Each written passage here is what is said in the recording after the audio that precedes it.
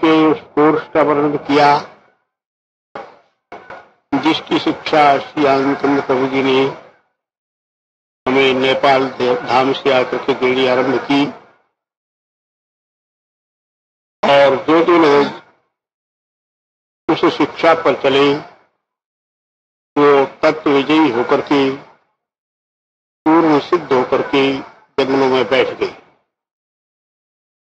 एक रोज मैंने अपने गुरु भाई हरिहरानंद जी का चरित्र सुनाया था। उनके ऊपर पूर्ण कृपा करके श्री प्रभु जी ने उनको तत्व विजयी बना करके जंगलों में नेपाल की शीशागिर पहाड़ी पर बैठा दिया और वो अजर अमर हो गए। भगवान का वही उपदेश जो आज प्रातःकाल गीता पाठ में बतलाया गया था वो वही उपदेश है जिसके द्वारा मनुष्य अजर अमर होकर के पूर्ण महासिद्ध बन जाया करता है। अपने मुखारविंद से भगवान कृष्ण ने बतलाया था भूमि रापो नलो वायु क्षम मनोबुद्धि रेवच अहंकारिति यम्ने भिन्ना प्रकृति रष्टधा। अपनी 8 प्रकार की प्रकृतियों का वर्णन किया था जिसमें उन्होंने सबसे पहली बात कही भूमि, दूसरी बात कही जल की, तीसरी बात कही अग्नि की, चौथी बात कही वायु की, 5वीं बात कही आकाश की, 6ठी बात कही मन की और 7वीं बात कही बुद्धि की, 8वीं बात की अहंकार की। मैंने प्रातःकाल इस विषय को बड़ी प्रकार से खोल करके समझा दिया था। ठीक यही रास्ता हमारा है जिसको श्री आनंद चंद्र प्रभु जी ने नेपाल हिमालय से आकर के सामने रखा। मूलाधार कमल से जो लोग ध्यान करना आरंभ करते हैं, मूलाधार कमल के अंदर योगी प्रकृति पर हुकूमत प्राप्त करता है। स्वाधिष्ठान कमल के ऊपर जय प्राप्त करने पर जल पर हुकूमत प्राप्त करता है। मणिपूरक चक्र के अंदर अग्नि पर हुकूमत प्राप्त करता है और अनाहत कमल के अंदर वायु पर हुकूमत प्राप्त करता है।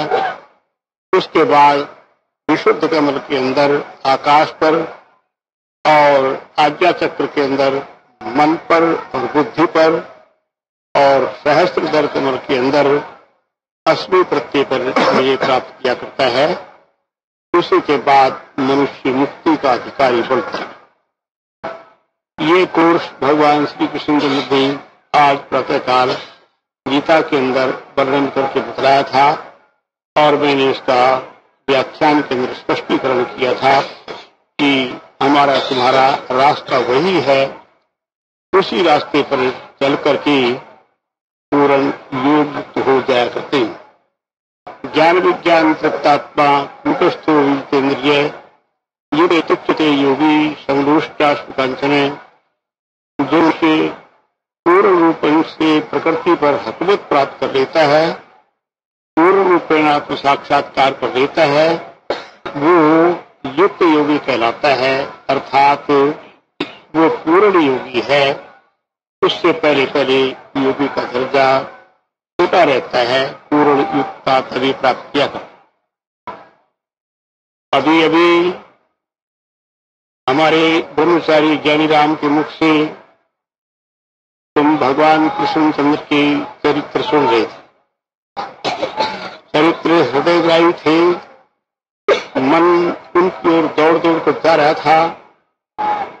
मुझे वो चरित्र सुनते हुए भगवान श्री कृष्ण के अलौकिक चरित्र और भी याद आने लगे।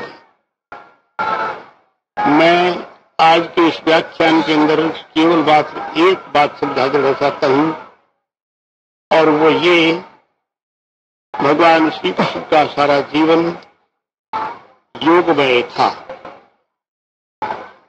श्रीमद् भागवत में एक लेख मिलता है एते चांस कला पुरुषा कृष्णस्तु भगवान स्वयं। जितने और अवतार हुए, मत्स्यकूर्मोऽथ वराहश्च नृसिंहोऽथ वामन रामो रामश्च रामश्च बुद्ध कल्कीति तेजस, ये 10 अवतार हुए हैं। उनके अंदर वो जितने अवतार हुए वो आदमी थे, अवतार थे। अवतार उसको कहा जाता है जिसके अंदर किसी शक्ति विशेष का अवतरण हो। शक्ति वाला कोई और होता है, उस शक्ति विशेष का अवतरण होना अवतार बना देता है। जिसके अंदर वो शक्ति आ जाती है वो मनुष्य अवतार कहलाता है। एक बार किसी केस में एक ज्ञानी बच्चे ने उठ करके प्रभु जी के सामने एक अनुभव सुनाया। उसने भगवान कृष्ण से ये पूछा ध्यान में कि महात्मा गांधी जी आपकी कितनी कला के अवतार हैं, कितनी कला धारण करती हैं। भगवान कृष्ण ने उसका जवाब दिया, कला प्रेम। मेरी 3 कलाएं गांधी के अंदर हैं। तो गांधी जी अवतार श्रेणी के अंदर आ गए, क्योंकि उनकी 3 कला लेकर के संसार के अंदर काम किया और बात ये ठीक हुई। ये प्रश्न श्री आनंद प्रभु जी के सामने रखा गया, क्या गांधी जी के अंदर ईश्वरीय कलाएं हैं? भगवान कृष्ण ने ठीक कहा है। तो श्री प्रभु जी ने उसको उत्तर दिया था कि बिल्कुल ठीक कहा है, क्योंकि ये बातें ज्यादा बकने की नहीं, ये शब्द अर्थात इन बातों का प्रचार तो नहीं करना चाहिए। किंतु गांधी जी ने जो संसार के अंदर काम किया वो ईश्वरीय कला को लेकर किया। इसलिए एते चांस कला पुरुषा कृष्णस्तु भगवान स्वयं। ये जितने और अवतार हुए वो सब के सब अंश कलाओं को धारण करने वाले। किसी के अंदर ईश्वर का अंश था, किसी के अंदर कला थी, किसी के अंदर 1 कला थी, किसी के अंदर 2 कला थी। इस प्रकार का ईश्वरीय कलाओं को धारण करने वाले आदमी थे। किंतु कृष्णस्तु भगवान स्वयं, भगवान श्री कृष्ण स्वयं भगवान। हम गीता का पाठ रोज करते हैं, समय समय पर श्रीमद् भागवत का भी अध्ययन किया है। कई बार हमने अपने मुख से राष्ट्रपंत अध्यायी वगैरह भी सुनाई है।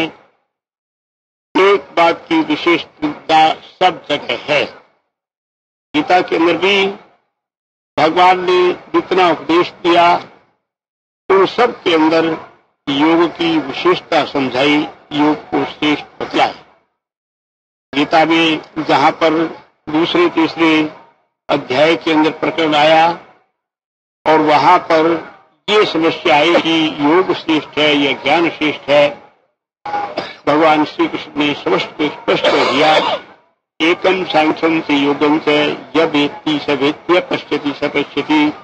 सांख्य योग को जो एक समझता है वो ठीक समझता है, किंतु बात एक है, संन्यासस्तु महाबाहो दुखम आपतुम योगता। योग युक्त मुनिर्ब्रह्म न चिरेणाति गच्छति। सांख्य वाले जो हैं बिना योग के उस परम पद को नहीं पा सकते, और योग युक्त मुनि ब्रह्म है न चिरेणाति गच्छति। योग युक्त मुनि जो है उस ब्रह्म को बहुत जल्दी में प्राप्त हो जाया करता है।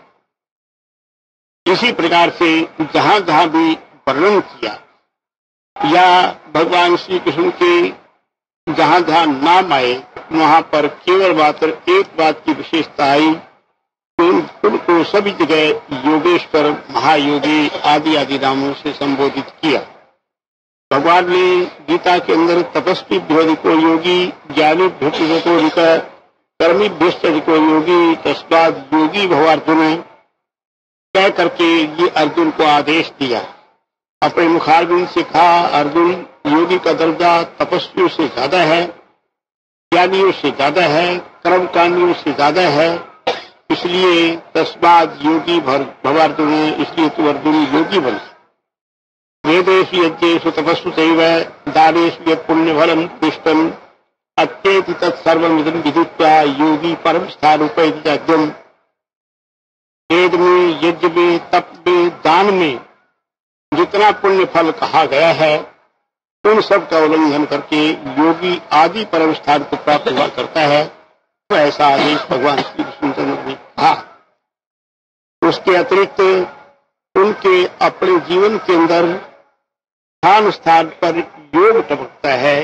योग के अतिरिक्त दूसरी बातें लोग अपनी भावनाएं से कुछ भी लेते रहें, वो अलग चीज है, किंतु एक एक बात योग परक उनके जीवन के अंदर साफ दिखाई देती है। अर्जुन को गीता का उपदेश भगवान श्री कृष्ण ने सुनाया। सुना देने के बाद अर्जुन ने गीता सुन तो ली, किंतु उसकी समझ में नहीं है। समझ में आने पर उसने भगवान कृष्ण से ये सवाल कर दिया, एवं एतत् यथार्थ तमात्मानं परमेश्वर दृष्टुमिच्छामि ते रूपम ऐश्वरम पुरुषोत्तम मन्यसे तत्सत्यम मया दृष्टमिति प्रभो योगेश्वर ततो वेत्तम दर्शय आत्मानमव्ययम्।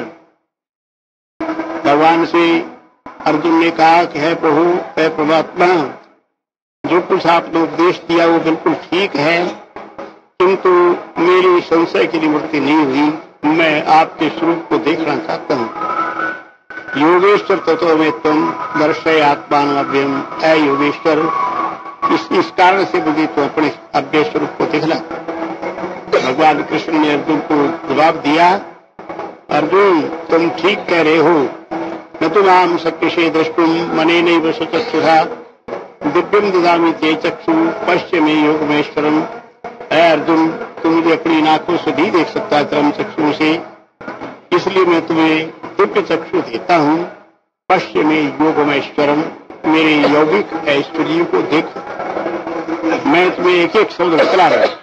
पश्य में योगमेश्वरम, मेरे योग ऐश्वर्य को देखो। ये कहने देने के बाद भगवान ने अर्जुन को अपना विश्व रूप दिखाया और अर्जुन ने उनका विश्व रूप देखा। जब विश्व रूप देख लिया, अभी तक तो अर्जुन ये समझता था कि मेरे रिश्तेदार हैं, मेरे साले बहन का रिश्ता है, सुभद्रा के नाते से साले का संबंध था। बहनों की अपेक्षा साले का दर्जा कुछ हल्का ही होता है। तो अभी तक तो अर्जुन उन्हीं भावों के अंदर घूमता रहा था कि मेरे रिश्तेदार, किंतु जब विश्व रूप देख लिया उसके बाद अर्जुन ने बिल्कुल स्पष्ट कह दिया, सखेति वत्ता प्रसभम यदुक्तम, हे कृष्ण हे यादव हे सखेति अजानता महिमानम तवेदम मया प्रमादात प्रणयेन वापि यत्तावहासार्थ वसत्कृतोषि विहार शय्यासनि भोजनेषु ततक्षामये। महाराज, मैंने आपको अपना मित्र समझ करके, दोस्त समझ करके, सखा समझ करके जो भी आपका मजाक किया हो, किसी प्रकार की गलत बात कही हो, मैं क्षमा मांगता हूँ। क्यों मांगता है क्षमा? उसका निर्देश अर्जुन ने स्पष्ट कर दिया। पितासि लोकस्य चराचरस्य तमस्य पूज्यस्य गुरुर्गरीयान् न तत्समोस्ते व्यतिकत्वतोन्यो लोकत्रये प्रकृति प्रभाव। आप सारे संसार के पिता हो और गुरुओं के गुरु हो, ये अर्जुन ने कहा। सारे संसार के पिता और गुरुओं के गुरु। योग दर्शन में एक सूत्र आता है, ईश्वर के लिए सपूर्वेशामपि गुरु कालेनानवच्छेदात्। सूत्र का अर्थ है, जित्रावच्छेदनार्थेन कालो नोपावर्ते सपूर्वेशामपि गुरु। ईश्वर के लिए कहा गया है, स ईश्वर पूर्वेशामपि गुरु, वो परमात्मा पहलों का भी गुरु है। क्यों है पहलों का गुरु? पहले कौन? जितने कपिलादित्य ऋषि मुनि महासिद्ध हुए, उनका भी गुरु है, क्योंकि काले नानवच्छेदात, वो काल की गति से परे। यत्रवच्छेदनार्थी ने कालो न पावर्ते स पूर्वेशामपि गुरु, जिसका अंत करने के लिए काल उपस्थित नहीं होता। काल की हद से, काल की सत्ता से जो परे है, स पूर्वेशामपि गुरु, वो सबका गुरु है, काल की हद से परे होने के कारण। वही भगवान श्री कृष्ण के लिए कहा, पितासि लोकस्य चराचरस्य तमस्य पूज्यस्य गुरुर्गरीयान्। गुरुओं का भी गुरु है। क्यों? न तत्समोस्ते व्यतिकत्वतोन्यो लोकत्रये प्रकृति प्रभाव है। तुम्हारे बराबर भी कोई, तुमसे बड़ा तो क्या होना है, तुम्हारे बराबर भी कोई नहीं। योग दर्शन के इस सूत्र के अनुसार काले नानोच्छेदात यत्रवच्छेदनार्थेन कालो नोपावर्ती, जिसका अंत करने के लिए काल उपस्थित नहीं होता, काल की हद से जो परे है, सब पूर्वेशावपि गुरु, वो आदि ऋषि मुनियों का भी, पहलों का भी गुरु है।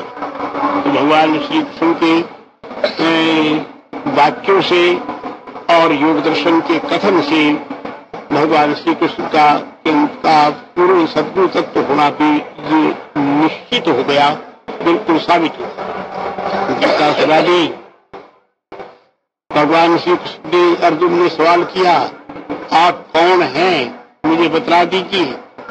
भगवान कृष्ण ने उसका उत्तर दिया, अर्जुन देखो, कालो से लोक क्षय के प्रवृद्धो लोकान समाहर्तुमिह प्रवृत्त इते पिताम न भविष्यन्ति सर्वे ये वस्तुता प्रत्यनीके सुयोधा तस्माद् उत्तिष्ठ यशो लभस्व जित्वा शत्रुन् भुङ्क्ष राज्यं समृद्धम् मयि वेते निहिता पूर्वमेव निमित्तमात्रं भव सभ्यसाचिन् मया हतांस्त्वं देहिमा व्यतिष्ठा निमित्तमात्रं भव सभ्यसाचिन्।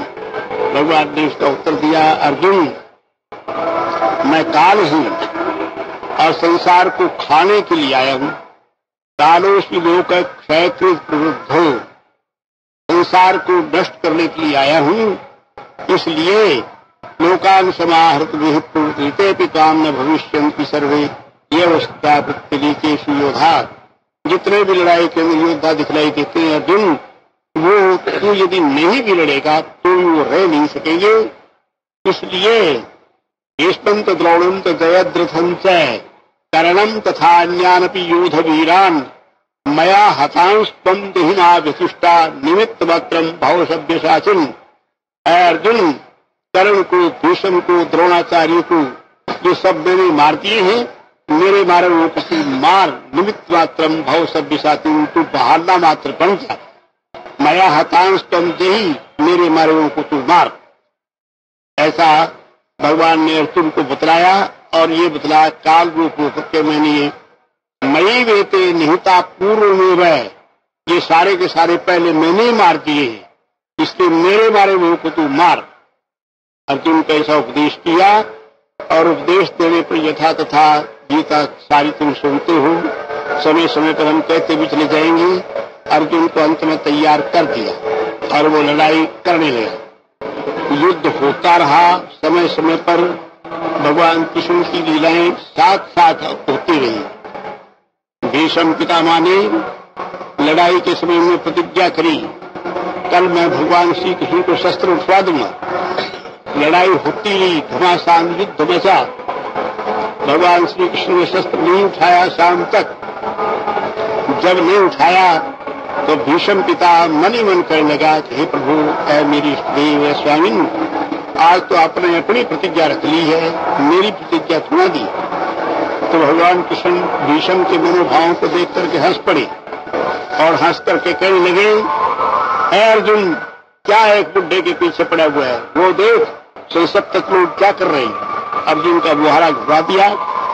भीष्म पितामह ने उसी समय 10 बाण भगवान कृष्ण की छाती में मारे और वो 10 बाण अमोघ अवस्था उनको लग तो सकते नहीं थे, किंतु उसने चला दिया। चला देने के बाद भगवान कृष्ण हंसे उसकी प्रतिज्ञा रखने के लिए और हंस करके कहने की कि हमने एक शब्द कहा, क्या इतीदमुक्त्वा समानुभाव सस्मार चक्रम निशितम पुराणम सुदर्शनम चिंतित मात्रमेव तस्याग्रहस्तम स्वयमारुरोह। सुदर्शन को याद किया, याद करते हुए मिले हुआ उंगली पर सुदर्शन चक्र आ गया।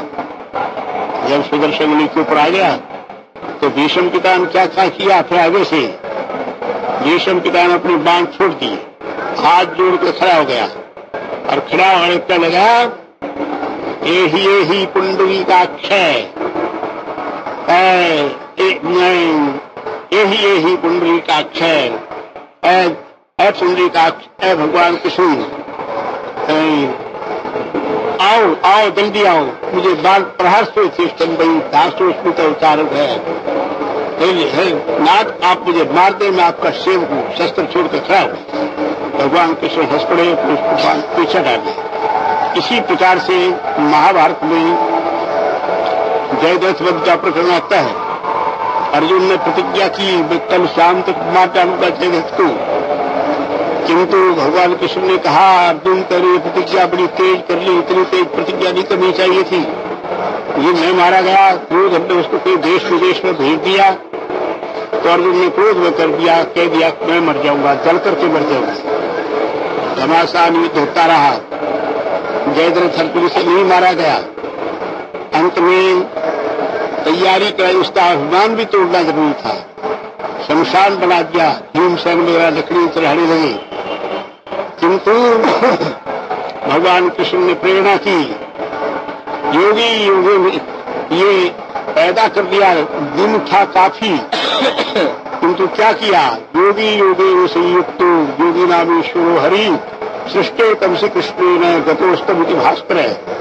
योगीराज श्री कृष्ण ने योगी होकर के अंधकार को पैदा कर दिया। योगी योगे संयुक्त योगी नाम ईश्वरो हरि सृष्टे तम से कृष्ण ने गतोस्तमिति भास्कर है। सबको ये मालूम पड़ने लगा, सूर्य छिप गया, किंतु छिपा नहीं था, चिता बना दी गई। उधर दुर्योधन के मन में प्रेरणा की, जयद्रथ के मन में प्रेरणा की। दुर्योधन ने कहा जयद्रथ चल, अर्जुन को अब जलते हुए देखेंगे। पांडव लोग भी रो रहे, घबरा रहे हैं, किंतु श्री कृष्ण हंस रहे। जयद्रथ आ गया, दुर्योधन आ गया। जयद्रथ कहता है अर्जुन कायर, प्रतिज्ञा की कुछ तेरे अंदर ताकत थी, तुमने दिन में मारा होता, अब क्यों देर कर रहा है, जल्दी जल जा इसके अंदर। देख ये इसको जिसको तुम भगवान कहते फिरते हो वो हंस रहा है, वो मौत के मुंह में जा रहा है और वो हंस रहा है।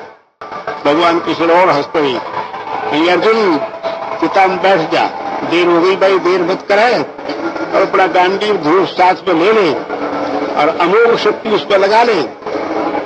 अर्जुन कहने महाराज अमोघ क्या करेगी अब? अरे नहीं, अमोघ लगा के बैठ जा, अमोघ तेरी अमोघ शक्ति को और बरतेगा, तेरे गांडी में होते कोई और उठाएगा, साथ ही चला ले, अमोघ लगा ले और तब बैठ। अमोघ वो शक्ति होती है जिसके निमित्त चला दी जाए उसको खत्म करती है, अमोघ का ये कार्य होता है। अर्जुन ने आज्ञा पालन किया, लगा ली, जयद्रथ कर लगा, अमोघ लगा ले चाहे समूह, पर जल्दा जल्दी देर मत करे। अर्जुन बैठ गया। बैठने के बाद भगवान कृष्ण कह गए है राजे महाराज जाओ, द्रोणाचार्य ने गलती की है, जैसे ही कह दिया अंधेरा हो गया, इसलिए कह दिया दिन छुप गया। दिन नहीं छुपा, देखो सूर्य निकला हुआ सामने, वो देखो सूर्य है, कितना कितना सूर्य है, कितना चला हुआ है कि 2 घंटे दिन है। अच्छा क्यों भाई जयद्रथ है सूरज, दुर्योधन है सूरज, हमारा सूरज, अरे जयद्रथ तुम तो देख लो सूरज है कि नहीं।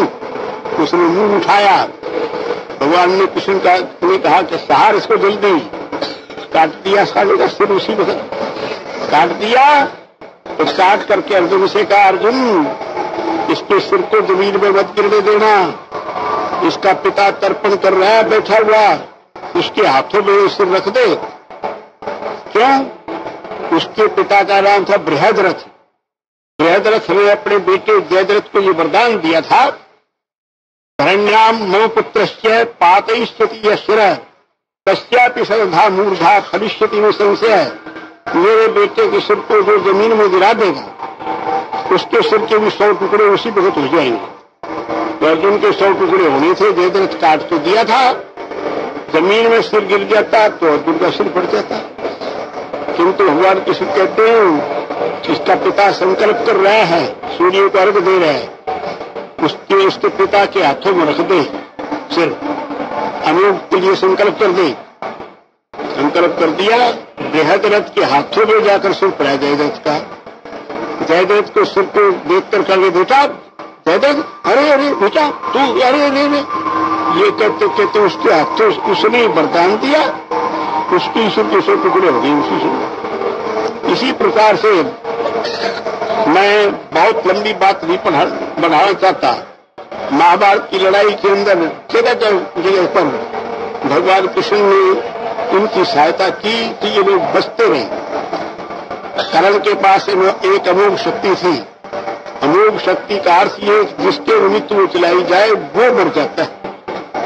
तो भगवान को चिंता रहती थी, वो शक्ति अमोघ उसने अर्जुन के लिए रखी हुई थी। एक दिन रात को कहते किससे, घटोत्कच से, वो हिरण्मयी का लड़का, भीम का लड़का जो घटोत्कच था, उससे कहते अरे घटोत्कच, क्या महाराज, अरे तो राक्षस है, तेरे लिए क्या हमला कर दे। अच्छा महाराज, उसने हमला कर दिया और हमला करके सीधा दुर्योधन पर वार किया जा करके। दुर्योधन कह गया, अरे कर्ण, क्या महाराज, ये राक्षस अमोघ में सबको मार देगा, इसको अमोघ चला दे। कर्ण कह गया, महाराज अमोघ तो अर्जुन के लिए रखी है, तेरे अर्जुन तो फिर होगा बाद में, अभी तो ये मुझे मार देता, फिर तेरे को मार देता, क्या अमोघ, इसको अमोघ निकलवा दी, मारा गया।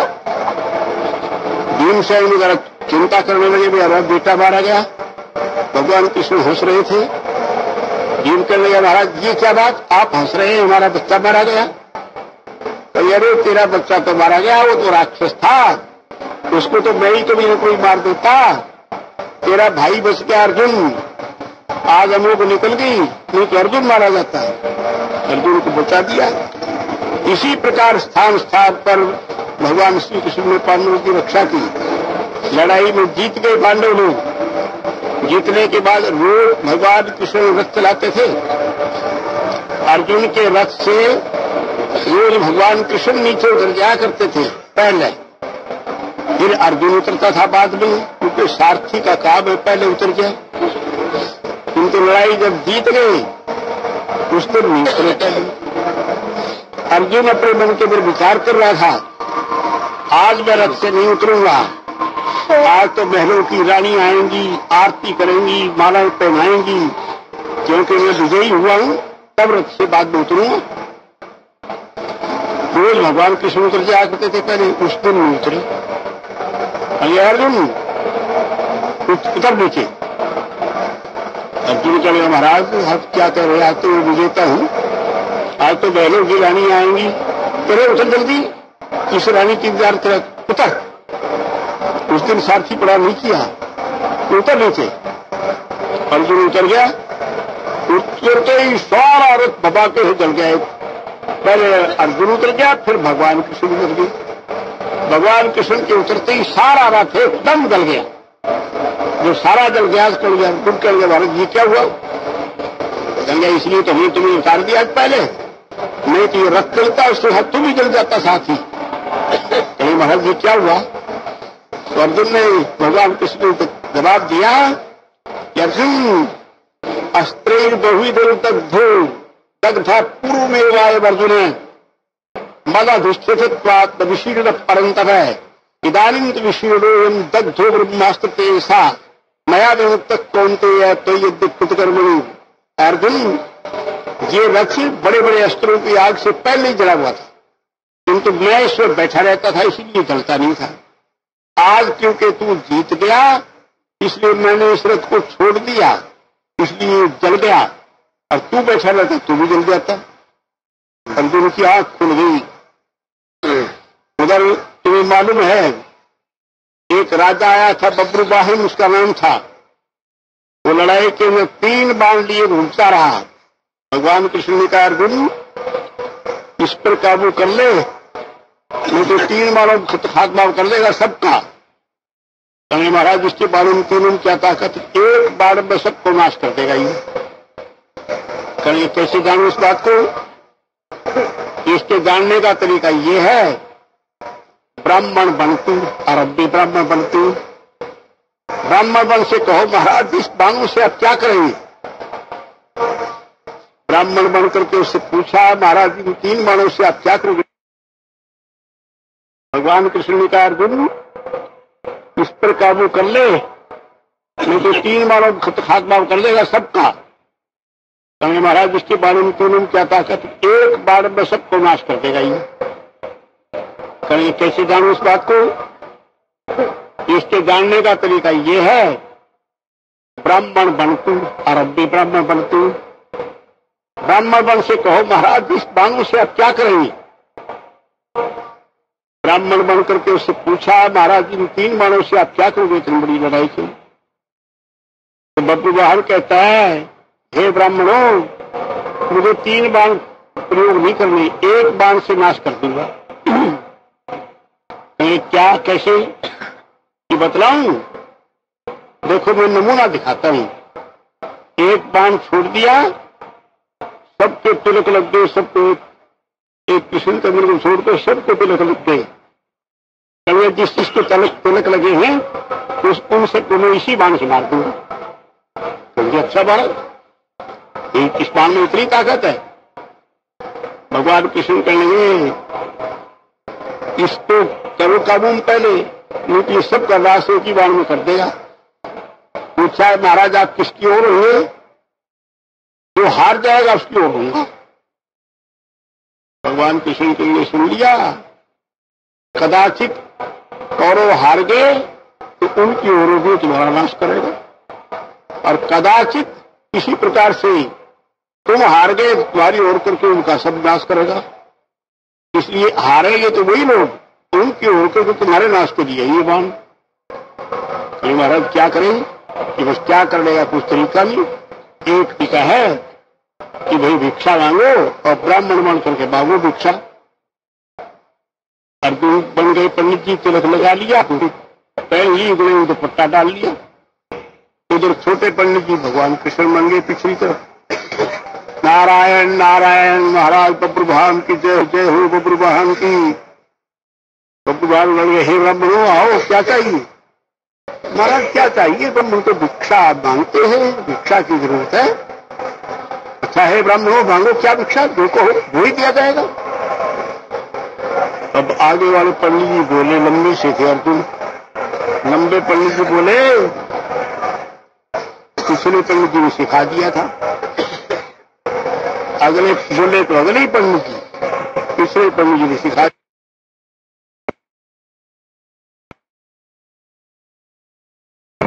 भगवान श्री कृष्ण चंद्र जी की सीख के अनुसार अर्जुन ने बब्रुवाहन का मस्तक मांग लिया। बब्रुवाहन मस्तक देने के लिए तैयार तो हो गया और बोला कि भाई तुम ही मस्तक काट लो, किंतु मैं तो युद्ध देखने आया था और युद्ध देखना चाहता था। भगवान श्री कृष्णचंद्र जी बोले इसका उपाय मैं कर दूंगा, आपका मस्तक काटकर एक बांस गाड़कर उस पर टांग देंगे, वह उसी पर टंगा रहेगा और आप लड़ाई देखते रहेंगे। सारी लड़ाई देखते रहेगा, लड़ाई खत्म होगी तभी आपका सिर जमीन में गिरेगा। इतनी देर आप जिंदा रहोगे, सिर जिंदा रहेगा, कर तो आप कुछ सकेंगे किंतु सिर रहेगा जिंदा। अच्छा ब्राह्मणों काट लो, काट लिया। काटने के बाद उसको ज्ञान होगा ये ब्राह्मण नहीं है, ये तो अर्जुन और श्री कृष्ण है। खंबे पर लोहे के उस पर लगा दिया, सिर लगा रहा, फिर बोलता रहा वो मारा गलत मारा गया, उसके साथ ये नया हुआ, वही उम्र गया, वही उम्र गया। अब लड़ाई खत्म हुई। खत्म होने के बाद युधिष्ठिर कहता है महाराज हमने युद्ध जीत लिया।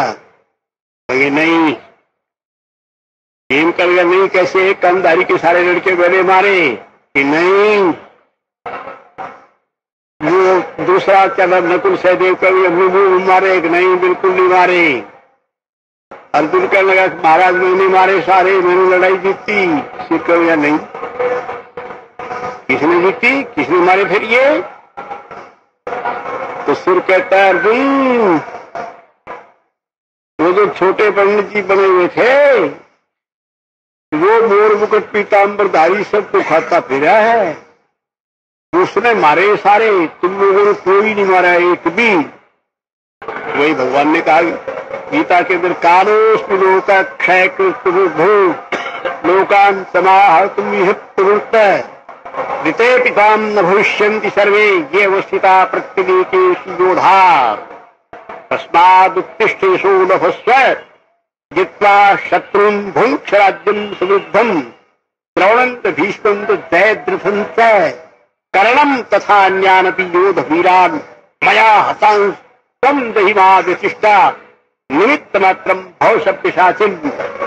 अर्जुन कर्ण को, खिलाड़ी को, भीष्म को, द्रोणाचार्य को मयि वेते निहिता पूर्व में सारे मार दिए पहले ही। मया हतांश तुम दही, मेरे मारों को तुम मारता चला जा, मरे पड़े सब के सब।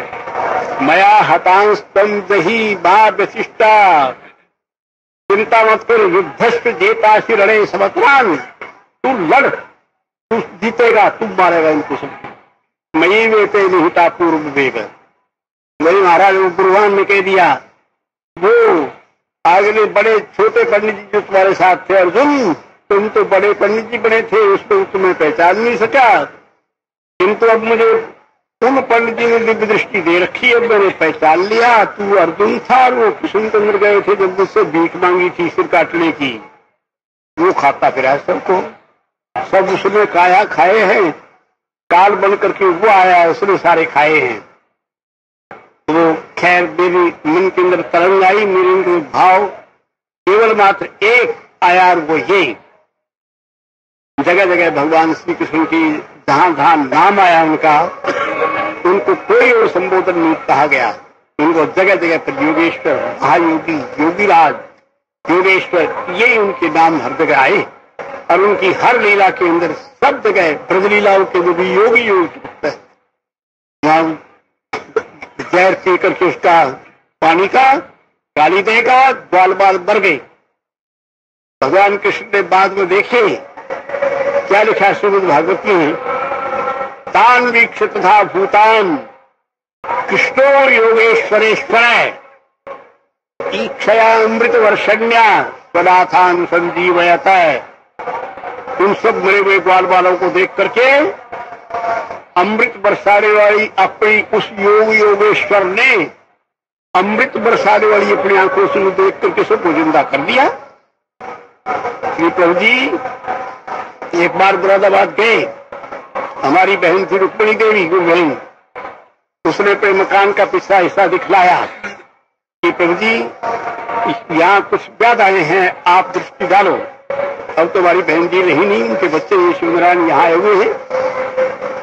बहन रुक्मिणी देवी ने मुझे बतलाया कि उसमें उस मकान के उस हिस्से में बड़ा भारी उत्पात था, किंतु उसने कोई नहीं हुए, एक बार देख लिया, देख करके जा तेरा उत्पात सब हट गया। उस दिन के बाद वहां कोई उत्पात नहीं हुआ।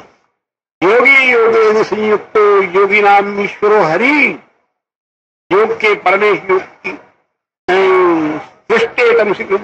तम श्री कृष्ण याद आ गया। मुझे और बात याद थी, तान वीक्षिता भूतान कृष्णो योगेश्वरेश्वर ईक्षया अमृत वर्षण्या स्वनाथान संजीवयत।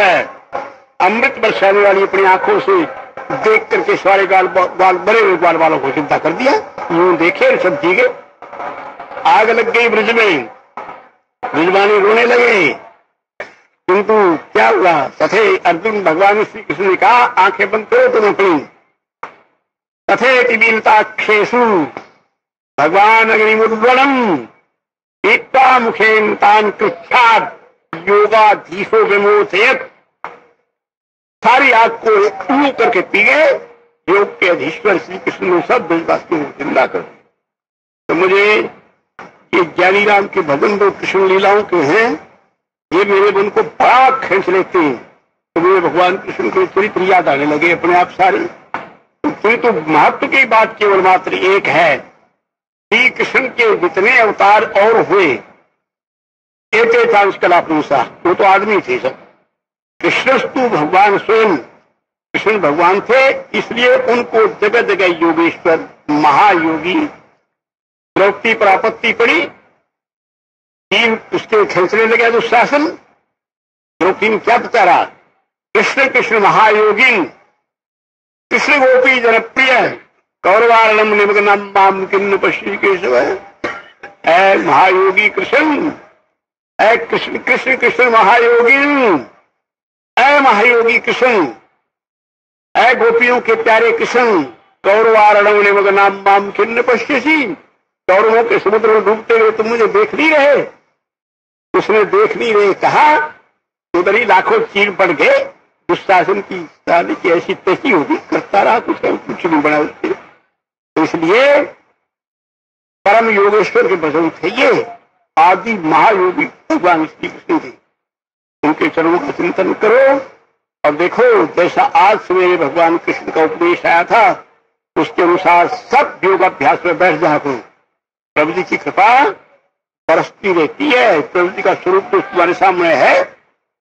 पता है, रानी पद्मावनी ले गई थी प्रभु जी का चित्र कामकोटि शंकराचार्य के पास।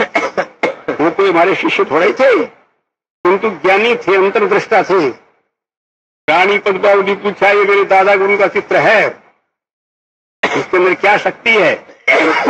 वो कहने लगा, शंकराचार्य कहने लगे, नारायण स्वयं, नारायण स्वयं, ये स्वयं नारायण है। फिर कहिए महाराज इसमें चित्र में ताकत? तो कामकोटि शंकराचार्य ने कहा कि हजारों को एक साथ मुक्ति की ताकत इस चित्र में है। ये कहा उसने। फिर उसने रानी पद्मावती एक बात और पूछी कि नरसिंह मूर्ति जी उसके गुरु थे। उसने पूछा, मेरे गुरु जी शक्तिपीठ में अनुष्ठान कर रहे हैं, उनका अनुष्ठान सफल हो जाएगा? तुम्हें पता शक्तिपीठ क्या होता है? शक्तिपीठ उन स्थानों का नाम है भगवान शंकर की सहधर्मिणी सती ने जिस समय अपना शरीर छोड़ दिया था दक्ष राजा के उसमें यज्ञ में जाकर के, उनके उस मृत शरीर को उठा करके भगवान शंकर घूमते फिरे जगह जगह। सती के शरीर का कोई मांस, कोई टुकड़ा, कोई दांत, कोई खून का टुकड़ा जहां गिर गया उन सारे स्थानों का नाम शक्तिपीठ है। और भगवान शंकर का वरदान है, शक्तिपीठ में बैठ करके जो अनुष्ठान करते हैं वो सफल हो जाते हैं। उन्होंने अपने सती के प्रेम में वरदान दिया भगवान शंकर ने कि जहां जहां इसका कोई अंश टुकड़ा पड़ा रहेगा वो शक्तिपीठ है और वहां बैठ कर जो अनुष्ठान करेगा सफल हो जाएगा। तो रानी पद्मावती ने पूछा कि मेरे गुरु नरसिंह मूर्ति जी शक्तिपीठ में बैठकर अनुष्ठान कर रहे हैं, वो सफल होगा या नहीं होगा? कामकोटि शंकराचार्य कहने लगे, शक्तिपीठ में सफल तो अवश्य होगा, निष्फल तो होगा नहीं। किंतु तुम्हारे गुरुदेव जी जो हैं उसको योग में बदल देंगे। नरसिंह मूर्ति कर रहे हैं कुछ और काम के लिए, वो काम मुझे पता था जिसके लिए वो कर रहे थे, किंतु वो फल तो देंगे, वरदान का फल तो जरूर मिलेगा, किंतु योग में बदलेंगे। यही हुआ। नरसिंह मूर्ति जी समाई आए मेरे पास, मुझसे कहिए भाई जी मैंने तो शक्तिपीठ में भी अनुष्ठान कर लिया, वो भी प्रभु जी ने बदल दिया, अब मैं क्या करूं? शक्तिपीठ का भी फल हो गया मेरा, तो मैं चाहता था ये हो गया मेरा। तो श्री प्रभु जी का वो स्वरूप है। इस श्री प्रभु जी को प्रणाम करके ध्यान में बैठा करो। हजारों को एक साथ मुक्ति देने की ताकत प्रभु जी के चित्र में है। तो प्रभु जी के चित्र को, स्वरूप को प्रणाम करके तुम सब ध्यान में बैठ जा करो और योगी बनो। भगवान कृष्ण के चरित्रों से हर जगह योग टपकता है, तुम्हें योग की शिक्षा ग्रहण करनी चाहिए। योगाभ्यास करो, अंतर जगत में प्रवेश कर जाओगे तो निहाल हो जाओगे, कृतार्थ हो जाओगे, सबके ऊपर कृपा बरस जाएगी। नेपाल धाम से बैठे हुए प्रभु जी बराबर देखते जा रहे हैं, अपने हर बच्चे को देखते हैं, हर एक पर कृपा करते हैं। बस आशीर्वाद।